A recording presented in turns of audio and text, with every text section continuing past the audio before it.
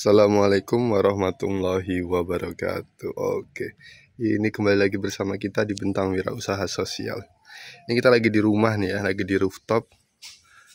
Nah, di sini kita juga ada tanaman-tanaman, ada kamboja, bonsai asem, kura-kura, ada anggur. Nah, ini kita kan kemarin ada kebun anggur, lagi proses pembangunan di pondok. Sekarang di rumah ini kita trialnya di rumah nih. Nah, di sini ada Mas Amin nih. Halo, assalamualaikum Mas Amin. Ini lagi nganuin anggur apa ini Mas? Ini anggur Taldun, jenisnya Taldun. Taldun. Itu merah atau hijau itu? Anggur merah, manis, kriuk. Oh. Ini hari ini kita mau bikin video tentang cara bikin tabu lampot anggur. Jadi kalau ini yang sistem tabu lampot. Jadi yang teralis melingkar. Kalau di sana itu yang telaris T campur para-para. Oh, ini ya, coba kita lihat sambil lihat. Berbuah itu. Sini. Jadi nggak begitu kelihatan, masih kecil. Ini banyak sekali bunga-bunganya. Oh, ini sistem teralis ini, apa para-para?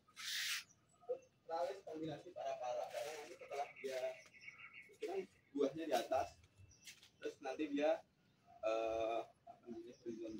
masuk para-para. Oke, nah yuk kita yang ke tabu lampot dulu ya.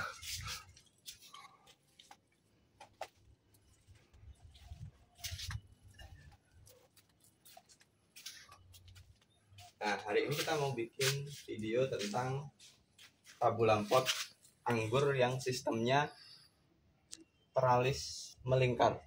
Jadi untuk Teralis melingkar. Ya, ini sistemnya teralis tapi dibuat melingkar.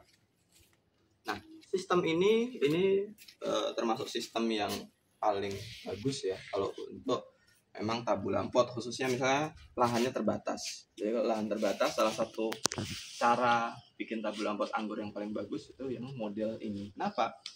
Karena kalau bisa dilihat sini,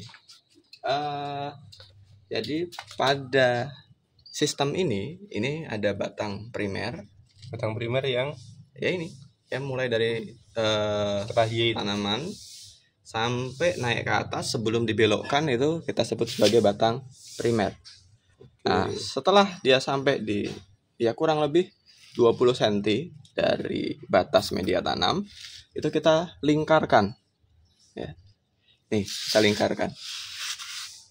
Nah, batang yang melingkar ini disebut sebagai batang sekunder. Ini batang primer.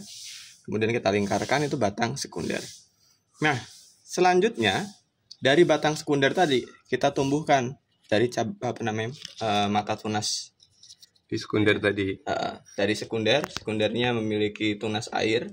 Nah, tunas air tadi kita tumbuhkan ke atas sampai panjang. Nah, ini yang disebut sebagai batang tersier atau batang pembuahan. Oke. Ya, jadi caranya tadi tanaman anggur dibiarkan tumbuh dulu, kemudian sampai kira-kira ukuran ya sebaiknya sih kalau yang ideal itu paling enggak 1,5 meter sampai 2 meter. Kenapa? Karena nanti ketika dilingkarkan posisinya sudah cukup untuk melingkarkan, untuk mengelilingi pot. Ya, karena kalau belum, ya misal masih baru 1 meter, kemudian kita berusaha lingkarkan. Nah, nanti ketika kita sudah baringkan seperti ini, pertumbuhan akan lebih banyak ke atas. Jadi dia akan banyak tumbuh ke atas, sedangkan yang sisa yang belum cukup tadi itu pertumbuhannya lambat. Nah, itu nanti akan susah untuk meratakan ukuran cabang pembuahannya.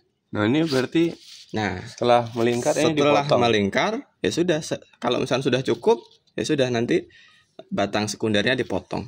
Oke. Terus yang sisa-sisa ini dibersihin, kita fokuskan ya. Nah, terus batang tersier atau batang pembuahan yang dipilih itu setidaknya ya minimal diberi jarak 1 jengkal. Ya, ini kan mata tunasnya banyak, 1, 2, 3, 4, 5. Masing-masing sebenarnya punya tunas air. Ya, tapi nggak kita pertahankan semuanya. Kenapa? Karena nanti terlalu rungkut. terlalu berdesakan, nggak bagus juga untuk tanaman. Jadi kita pilih yang paling baik ya, dengan jarak ya paling nggak minimal 1 jengkal. Nah kalau sudah, ya sudah tinggal kita tumbuhkan ke atas dan sebisa mungkin diratakan ukurannya. Ya, ini kan masih belum begitu rata, ya, tapi udah lumayan lah. Ya, semua batang tersiernya itu diusahakan tingginya sama besarnya, ya, sama tingginya. Nah nanti ini masih di los dulu, dibiarkan sampai di ujung ini. Kira-kira 1,5 meter. Iya. Jadi kurang lebih 1,5 meter atau 1,20 meter lah. Nah itu nanti kita stop pertumbuhannya. Kalau misalkan ini yang paling dekat sama ujung itu kan ini. Ini kita diamkan dulu, kita los dulu sampai sini.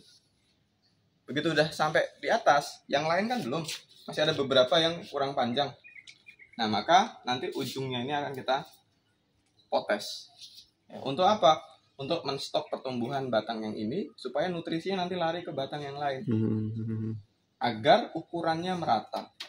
Kalau ukurannya sudah merata, ya, kemudian batang tersier ini ukurannya juga sudah sebesar sebesar spidol kecil itu, sebesar pensil. Nah maka bisa kita buahkan. Nah cirinya untuk kita akan membuahkan batang tersier itu ketika sudah mulai terjadi pengkayuan, ya sudah mulai berwarna coklat, sudah mulai berubah coklat. Ini sudah pengayuan belum? Nah, yang sudah mulai mengayu kan ini, tapi ini kan cabang sekunder masih, bukan yang cabang tersier. Iya.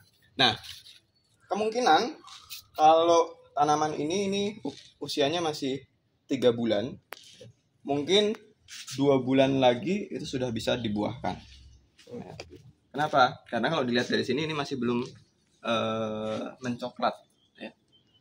Jadi kalau nanti dia sudah tingginya sudah mencapai ujung dari rambatan, kemudian selanjutnya juga sudah mulai terjadi pencoklatan, nah itu bisa mulai kita masukkan pupuk pembuahan, pupuk yang arahnya ke laju generatif, MKP dan kawan-kawan. Itu bisa diaplikasikan supaya nanti pada saatnya, karena kan butuh pupuk pembuahan itu waktu pemberiannya cukup panjang supaya hasilnya maksimal, itu paling enggak minimal 3 kali aplikasi. Setiap aplikasi jaraknya 1 minggu. Jadi sebelum dilakukan pemangkasan pembuahan, maka 3 minggu sebelumnya itu diberikan aplikasi pupuk pembuahan. Kemudian minggu berikutnya sampai nanti ketika sudah minimal 3 kali aplikasi, lebih bagus lagi kalau misalnya 4 kali aplikasi pupuk pembuahan. Nah nanti pasti bat-bat mata tunasnya itu akan gemuk. Nah ketika sudah, maka tinggal dilakukan pemangkasan pembuahan, nanti biasanya hasilnya akan optimal, ya akan bawa banyak klaster buah.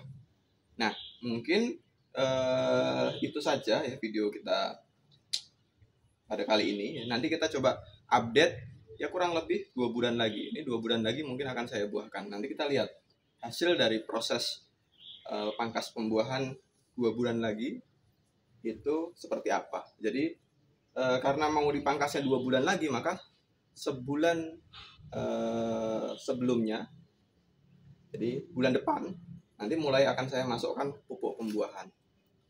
Nah kalau sudah, nanti tinggal kita lakukan pemangkasan pada bulan berikutnya. Begitu saja update-nya. Jadi intinya kita buat kita liarkan dulu tanamannya sampai 1,5 atau 2 meter. Kalau sudah dilingkarkan untuk membentuk tajuk atau cabang sekundernya. Kemudian setelah itu baru kita pikirkan untuk mengatur cabang pembuahan atau cabang tersier. Nah, kalau sudah tinggal dibiarkan sampai waktunya nanti kita lakukan pangkas pembuahan untuk membuahkan. Nah, jadi begitu saja untuk video hari ini. Terima kasih. Salam pengangguran. Oke.